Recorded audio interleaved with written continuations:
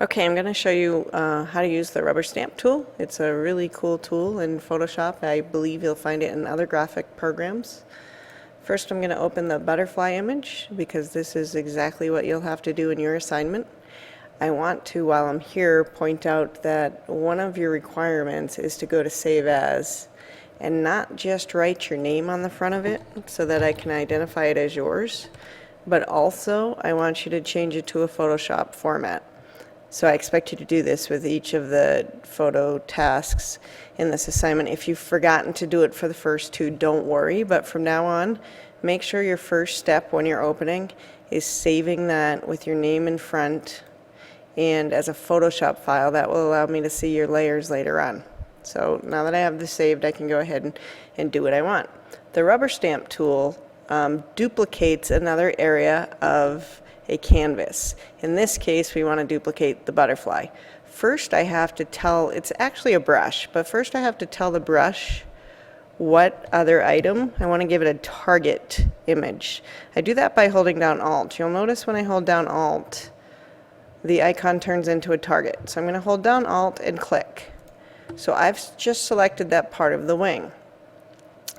Now, as I start rubbing, you can see that up where my paint is coming out, I'm painting the butterfly.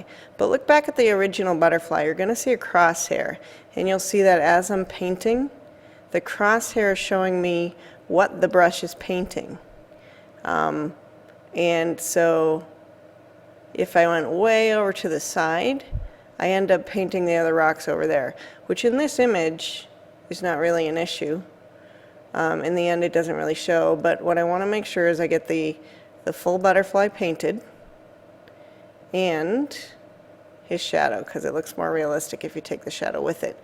Now, in your assignment, you have to paint at least 3 or 4 more, but you're going to have to reselect a target image, because if I come over here to paint, my crosshair isn't on the butterfly anymore.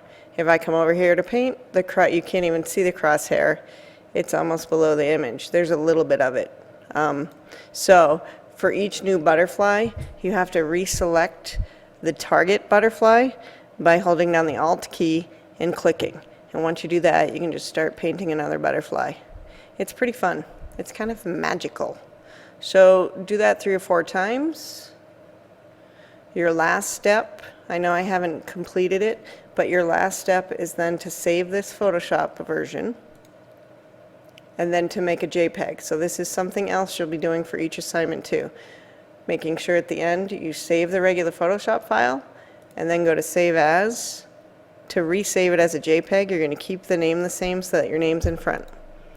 So now that I've saved it, had I done all 5 butterflies or all 4 butterflies, I'd be finished with this. But in actuality, you guys will have to do a little more. So I hope that helps.